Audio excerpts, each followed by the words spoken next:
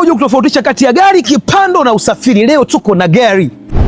Leo tuko na Audi A7 Sportback toleo la mwaka 2016 TFSI Quattro. Hii gari ni all wheel drive, imekuja na Winker side mirror kama unavyoziona, ina aluminium window trim ambayo imenogesha ubora na uzuri wa gari. Isitoshe ina 20 inch sport alloy wheel ya kiwandani na ina brake calibr kubwa kama unavyoiona. Pia gari yetu ina LED daytime running lights na ina parking sensor na ina baji ya kibabe ya Audi. Tanki yake ni lita 70 na pia ina rear spoiler ambayo unaweza ukaikunja na kuikunjua, ni automatic. Jikoni kwetu imekuja na engine yenye 2.0 liters ambayo ina horsepower 252. Isitoshe hii ni turbo charged. Ulaji wake kilomita 12 mpaka 15 kwa lita moja ya petroli.